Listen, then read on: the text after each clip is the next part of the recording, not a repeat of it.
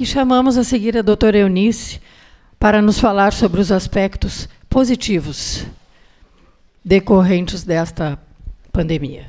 Bom dia. É um prazer estar de novo nessa cidade, com quem eu tenho uma conexão através do coração, né, pelos amigos que eu tenho aqui, pela AME Rio Grande do Sul, que sempre me apoiou enquanto eu fui presidente da AME Santa Catarina, sempre me apoiou e sempre me incentivou também. Muitas vezes, como presidente das AMEs, todos nós sabemos disso, né, como toda a diretoria de AME, a gente fica desanimada, dá a impressão que a gente não vai conseguir tocar adiante. E a AME Rio Grande do Sul sempre foi, principalmente na pessoa do Gilson, as pessoas que me botaram para cima, né? Então, eu tenho um carinho muito grande por esse lugar. Parabenizo pela escolha do tema, achei muito interessante, e agradeço pelo convite. Eu não sou palestrante, doutor Edson Tristão, presidente da AME Paraná, ele disse que eu sou uma boa contadora de história, né? É o que eu sei fazer. E agradeço principalmente a Deus, que ainda me permite estar aqui, e vamos lá. A mim me coube falar sobre os aspectos positivos da pós-pandemia. Eu fiquei bem feliz, porque eu detesto falar de coisa negativa, né? Então, eu achei muito bom quando me pediram para falar dos positivos. Eu digo, beleza. Porque tudo vai passar, né? Tudo passa nessa vida. Né? A gente sabe disso. E a pandemia está passando e vai acabar passando total, ou quase totalmente. Mas, não sei se vocês lembram, quando a gente era criança, andava de bicicleta e fazia uma curva mais fechada, levava um tombo, se estatelava, ralava todo o joelho, aquilo doía, que era uma coisa de louco. Né? Na minha época, ainda tinha um tal do mertiolate, que era uma coisa horrorosa, que botava o ardia mais ainda. No segundo dia já não doía tanto, no terceiro dia criava aquela casquinha, no quarto dia tinha passado. No quarto dia tinha passado, não doía mais. E a gente aprendia que não podia fazer a curva fechada, senão eu ia cair, ia me estatelar e ia ralar o joelho de novo. Então, a vida é assim. A vida dói, a realidade dói, mas, ao mesmo tempo, ela nos ensina. Porque a dor, ela mobiliza essa capacidade do aprender através da dor. Eu sentir e o aprender.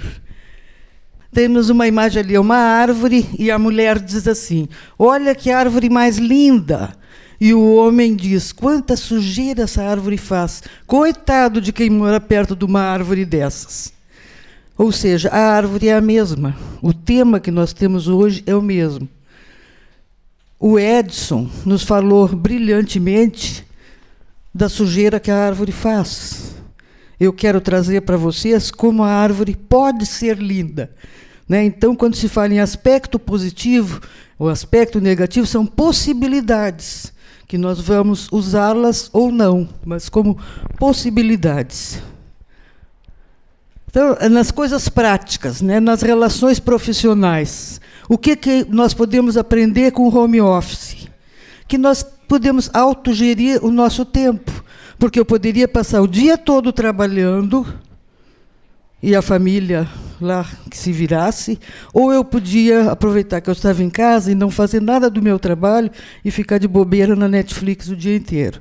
Mas eu tive que aprender a ter tempo para trabalhar, para ficar com a família, para ter o meu descanso.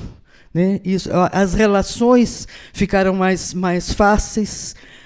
A possibilidade de eu estar em diversas reuniões que eu não poderia estar presencialmente, então isso aí nos facilitou nessa momento de lockdown. Em relação ao meio ambiente, naqueles primeiros momentos em que a gente teve que ficar em casa, o quanto diminuiu a poluição atmosférica, porque não tinha carro na rua, não tinha essas fábricas, né? Não tinha fábrica funcionando, então diminuiu bastante a poluição. por outro lado, a poluição sonora também melhorou, porque não tinha carro, então não tinha buzina, não tinha sirene, não tinha moto acelerando, não tinha aquela musiquinha chata do carro do gás tocando na nossa rua, não tinha o homem do ovo passando para vender 30 ovos por R$10, né? Então, tudo isso a gente ficou... Olha que maravilha, começamos a gostar do silêncio. E, em relação às praias, a gente não podia, no início, ir à praia, estava proibido. Eu sou de Florianópolis, foi uma tragédia não poder caminhar na praia, né? Mas tudo bem, não pode, não vamos. Mas, em compensação, as tartarugas acharam ótimo que não tinha gente, elas desovaram em massa em toda a costa. As águas ficaram mais limpas, não tinha aquela sujeirada toda na praia. Nos rios também, inclusive Tietê, em São Paulo, o Ganges, que é aquela poluição horrorosa, ficou com suas águas limpas. Canal de Veneza, quem já foi ou já ouviu falar, aquilo é lindíssimo, mas aquilo é super fedorento, é uma coisa horrorosa, né? E, de repente, ficou tudo bonito, tudo cheiroso. Que mais que aconteceu? Acho que... no meio ambiente, basicamente, foi isso aí que nós tiramos de bom. E aqui é interessante, eu coloquei aqui como modelo de convivência comunitária. Foram os pesquisadores, eles foram em áreas rurais da África, da América Latina e da Ásia. Eles foram, na realidade, pesquisar o porquê que estava chegando tão minimamente o vírus do Covid nestas áreas. E, para a surpresa deles, eles observaram outras coisas, né, em termos de convivência. Eles viram que essas comunidades, mesmo com a distância toda, eles agiam da mesma forma em relação à alimentação, né, a autossuficiência alimentar. Eles plantam o que eles comem o que eles plantam. E eles viram também que, apesar de toda a precariedade de infraestrutura, o quanto eles são fraternos entre eles. O modelo de organização social deles é fundamentado no viver com o outro, mas principalmente para o outro, né? Então, baseado numa pesquisa de Covid, eles aprenderam algumas coisas sociais muito importantes, das quais nós podemos tirar a lição. Em relação ao Estado, o que o Estado pode fazer, depois, com todas essas coisas ruins que a gente já viu que o Edson mostrou, o que o Estado pode fazer? Valorizar o SUS. Não tem nenhum de nós que não tenha valorizado o Sistema Único de Saúde nessa pandemia toda, que a gente viu o quanto ele foi importante. Fortalecer sistemas de saúde público. Então, como é importante este fortalecimento? Incentivar os programas de prevenção e tratamento de doenças crônicas, já que elas foram as grandes responsáveis pelo agravamento dos casos de Covid. Aparelhar as escolas, né, que o Edson já falou, na dificuldade que os professores tiveram no início da pandemia, que tiveram que ir para suas casas de um dia para o outro. A partir de amanhã a aula é virtual. Sim, então, onde é que eu pego o computador? Não tem. Cada professor teve que pegar o seu computador, o seu celular, o celular do familiar, teve que se virar, né? Então, tem que aparelhar as escolas, né? Não é possível que isso aí ainda aconteça nos dias de hoje. E capacitar os professores também, que já foi falado aqui, né, a dificuldade que eles tiveram em preparar as suas aulas, né, nesse formato. Então, aproveitar essa lição para capacitar esses professores para as próximas possibilidades. Ampliar o acesso à internet, que a gente viu que as camadas mais carentes, né, mais da população não tinham acesso à internet. Então, não adiantava o professor mandar e eles não conseguiam acessar. E a melhoria da mobilização urbana, que também depende de Estado, tanto para diminuir a aglomeração, que a gente sabe o quanto ela se mostrou agora muito mais danosa, mais danificante do que antes, quando a gente não tinha essa pandemia na cabeça da gente. E melhorar esse sistema de saúde, de mobilização, né, pública, também para evitar a poluição. No momento em que eu tenho um serviço de transporte de qualidade dentro da minha cidade, eu não vou usar o meu carro, então diminui a circulação de carro na rua. E em relação à saúde, nós aprendemos a nos cuidar, né? Cada um tinha que cuidar de si. O Edson falou das crianças preocupadas com elas mesmas, chegava até ao exagero. Aprendemos que a automedicação, sem conhecimento farmacológico, sem conhecimento de interação medicamentosa, sem conhecimento de efeito colateral, ela pode, às vezes, ser bastante danosa. Aprendemos o quanto a vacina é importante, o quanto ela salva vidas, o quanto ela é importante em termos de comunidade. Aprendemos que a comidinha caseira ela é mais saudável e mais gostosa do que o fast food. A gente que comia correndo qualquer coisa ao meio-dia, porque continuava trabalhando, de repente estivemos em casa e tivemos que fazer o nosso feijãozinho, o nosso arroz, o nosso bifinho, coisa boa, né? Voltamos a ter o gosto da comida caseira. Aprendemos que o sedentarismo é horrível. Vocês lembram no início da pandemia, quando a gente teve que ficar sentado e a gente ainda não estava meio perdido, ainda não tinha achado o que fazer, né? Já que tem que ficar em casa, e ficava vendo todas as séries possíveis e imagináveis da Netflix, vimos todas, as ruins e as boas. E como foi ruim isso. Por outro lado, daqui a pouco nós começamos a caminhar. Né? Quando conseguimos ir para a rua, a gente não tinha coragem de pegar um ônibus, um trem, um metrô.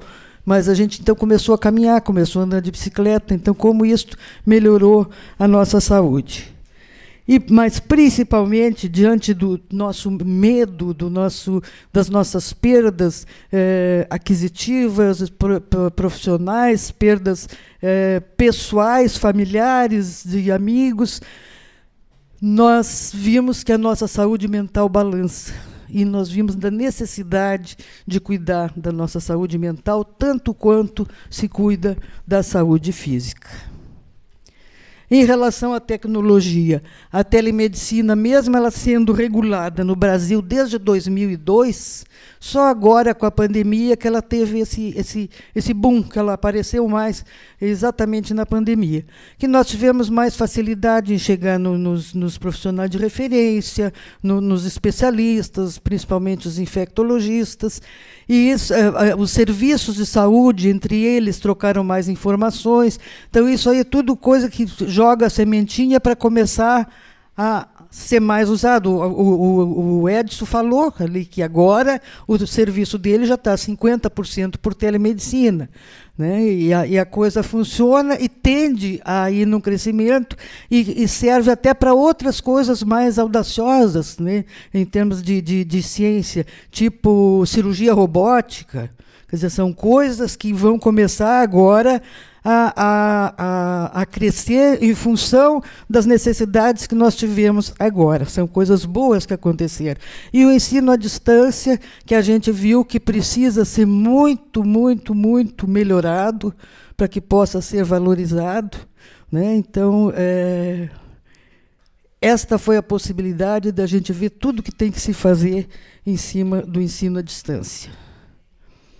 Vida em sociedade. Nós somos seres sociais.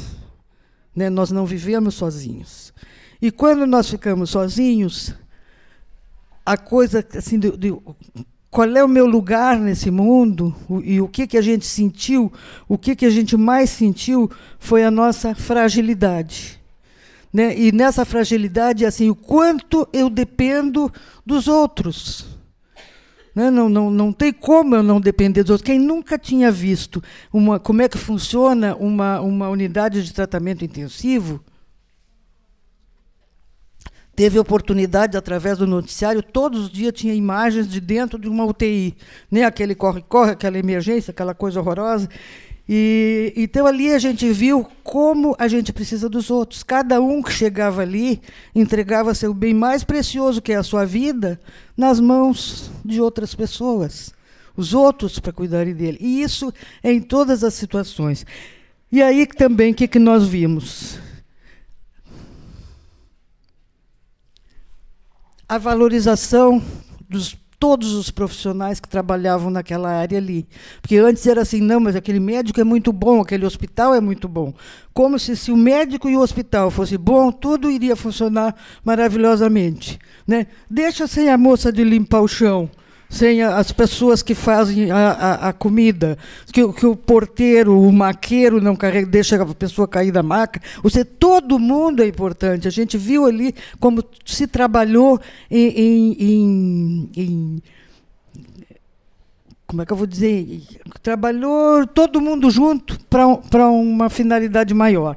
E isso aí se pode ver, por exemplo, nos hospitais de campanha, como eles fizeram aqueles hospitais de campanha em tempo recorde, utilizando, primeiro assim, onde é que mais precisa? Então, utilizaram logística, utilizaram estatística, medicina, engenharia, e aquilo ali rapidamente acontecia, e viviam aqueles hospitais com aquelas UTIs intermediárias para ser colocadas em determinados lugares, e isso aí tinha todo mundo junto trabalhando, só um não ia conseguir, ou só uma área. Se fosse só médico, não ia conseguir, só engenheiro não adiantava nada. Outra coisa foi esse consórcio dos veículos de comunicação, né, que eles reuniram assim, rivais midiáticos e que estão há mais de 2 anos nos trazendo a informação atualizada dos números da Covid, dos números de leitos de UTI disponibilidade, né, dos leitos de UTI, os números da vacinação, né, e isso aí o que reuniu um monte de gente para fazer isso. Só um não ia conseguir, porque não estava até nem conseguindo só através do Ministério de Saúde. A outra coisa é a produção das vacinas. Como os saberes dos cientistas do mundo inteiro foram se juntando e passando um para o outro para a gente chegar na produção vacinal e na distribuição das mesmas. Outra coisa que aconteceu em termos de sociedade foi esse incentivo que nós tivemos ao consumo no nosso entorno social. A gente não podia sair, não podia ir longe. Então, no nosso condomínio, na nossa rua, no nosso bairro, nós fomos comprando coisas por ali. Descobrimos que tinha uma costureira no nosso condomínio, tinha outra que fazia pão, a outra que fazia biscoitinho, não sei o quê. Então, e nós começamos a comprar por ali. Né? Isso aí é uma coisa que poderia ficar, não tem por que a gente não utilizar o nosso entorno social. E aí, o que é que nós descobrimos? Que bem supérfluo realmente é supérfluo. Eu juro para vocês, eu passei 1 ano de chinelo havaiana. Não usava outra coisa, e 2 mudas de roupa, 3 no máximo, que lavava e botava, porque não tinha necessidade de outra coisa. Né? Não, quase fechou os buraquinhos dos meus brincos aqui, porque eu não botava os brincos. Olha, né, como o supérfluo, até no básico, realmente ficou supérfluo. E as fronteiras, como elas são fictícias, isso aí para mim ficou muito nítido. No início da pandemia, que nem era pandemia ainda, era só uma epidemia na China, eu estava vendo televisão com a minha neta, de 12 anos, e apareceu lá um vírus mortal, altamente contagiante, os chineses todos de máscara, e a minha neta disse, ai, vó, eu não quero morrer. E eu disse, para de ser dramática, isso aí é lá na China. Olha só como eu sou idiota, né? É lá na China. Conclusão, não era, né? Não era só na China. Então, fica muito nítido que nós somos humanidade, nós somos tudo parte da mesma coisa da natureza, somos uma coisa só, e tanto para chegar o vírus quanto para chegar a vacina, não teve fronteira, que são coisas inventadas por nós. Família, quem soube aproveitar esses momentos, foram difíceis, mas foi um momento para exercício. Foi ou não foi? Da tolerância, da paciência, do respeito à opinião dos outros. Nós vimos que dentro da nossa própria casa tinha pessoas que pensavam completamente diferente de nós, e nós tivemos que respeitar a opinião, senão ia todo mundo se pegar e se atracar e se separar e não sei mais o quê, né? Então, nós tivemos essa possibilidade desses momentos, de ouvir histórias, de valorizar histórias vividas, histórias contadas. Então, quem soube aproveitar pode ter tirado muito proveito nesse momento. E em relação à espiritualidade, nós fomos obrigados a olhar para fora e olhar para dentro de nós, para as nossas coisas, e para fora, que eu digo assim, olhar para a humanidade, olhar para a natureza. Quando eu olho para dentro, eu tenho mais perguntas do que respostas, né? O que eu fiz da minha vida até agora, que eu tive que parar tudo? Como é que eu estava vivendo? Qual era a minha forma de vida?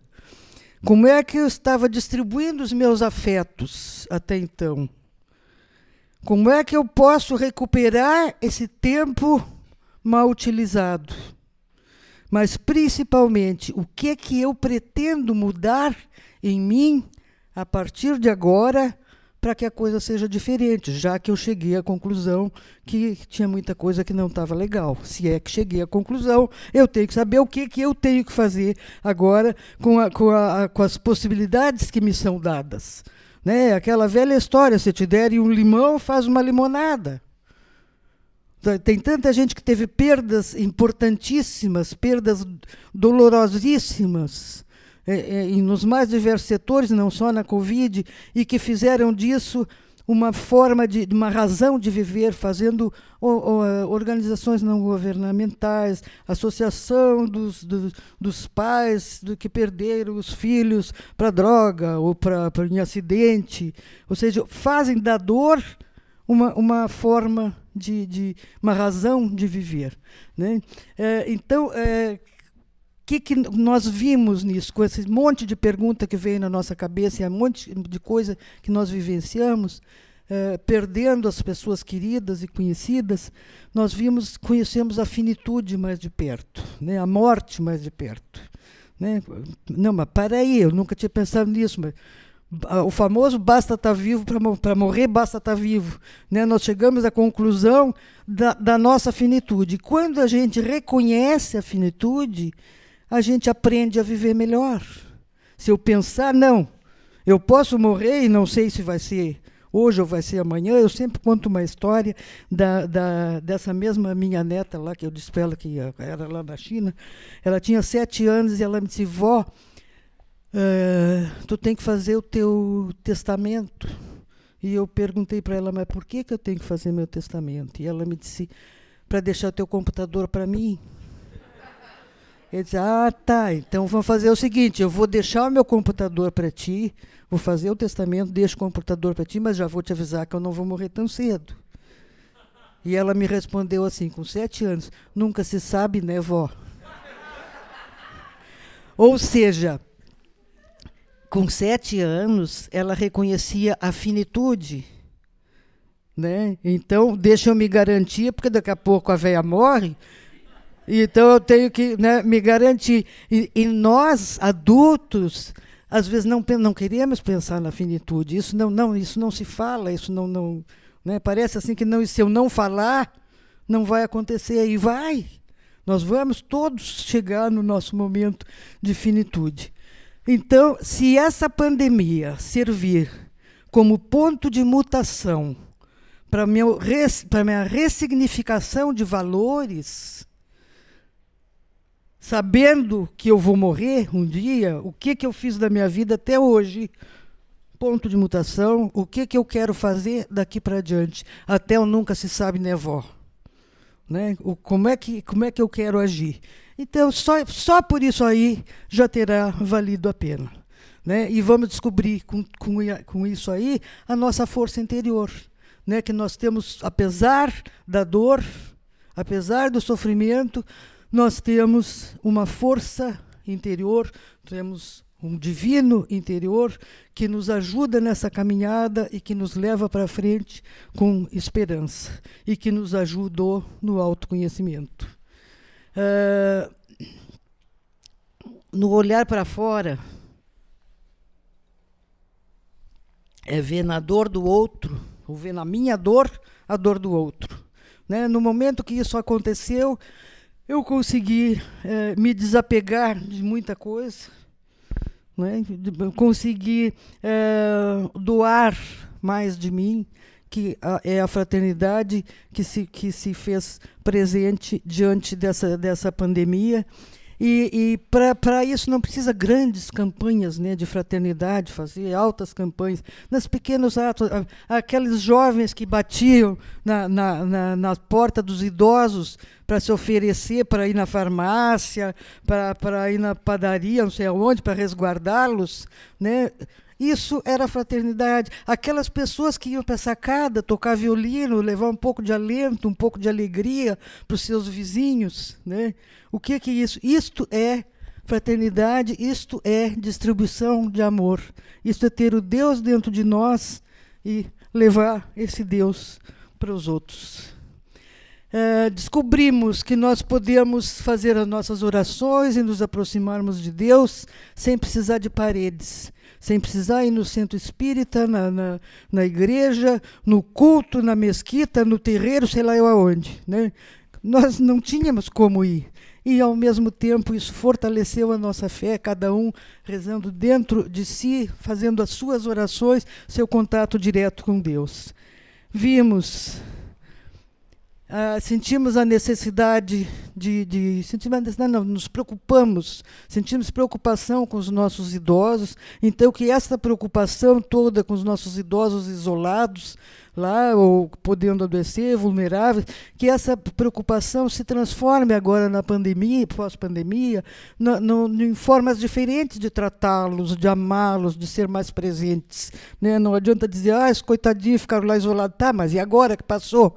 Né, agora não precisa mais estar isolado, não dou bola para ele. Quer dizer, ver como é que a gente fazia antes e como é que a gente pode melhorar isso a partir de agora.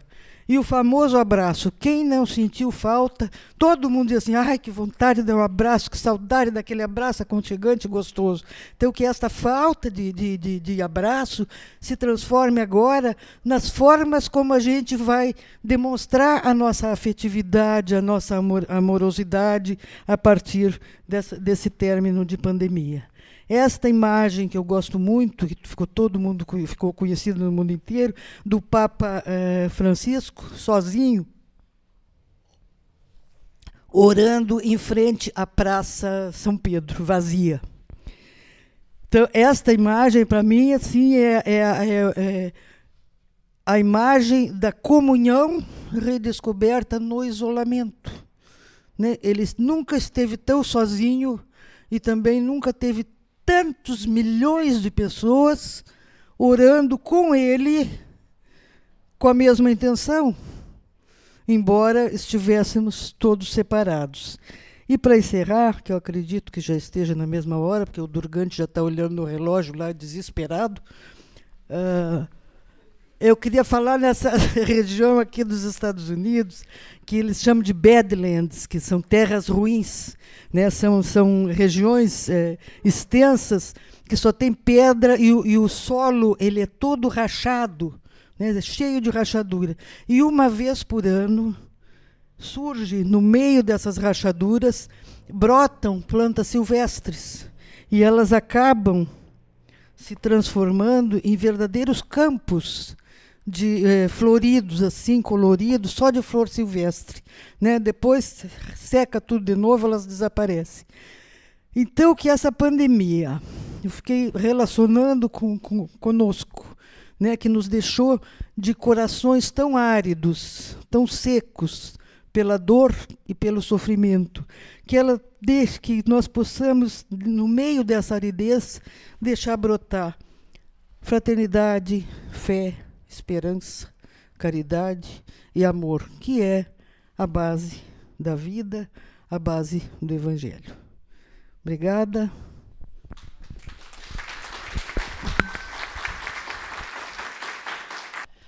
Agradecemos, então, a doutora Eunice as suas palavras, que complementaram o que o nosso colega Edson trouxe para nós, falando dos aspectos negativos que todos nós já conhecemos bastante, alguns mais de perto, outros mais distantes, mas que foram contemporizados pelas palavras da doutora Eunice, nos lembrando, enquanto o Edson nos trouxe informações de coisas que já aconteceram, coisas negativas, e que já estamos deixando para trás, ainda não completamente, a doutora Eunice nos trouxe aspectos positivos, mas nós vimos que esses aspectos ainda foram mais no sentido de um diagnóstico, de tomar conhecimento, que nós agora partamos, a partir deste momento em que a pandemia está findando, se Deus quiser, se nós aprendermos com ela, que nós saibamos aproveitar esses caminhos que a doutora Eunice nos mostrou,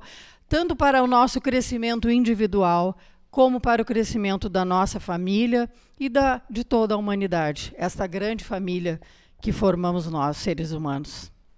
Muito obrigada a todos.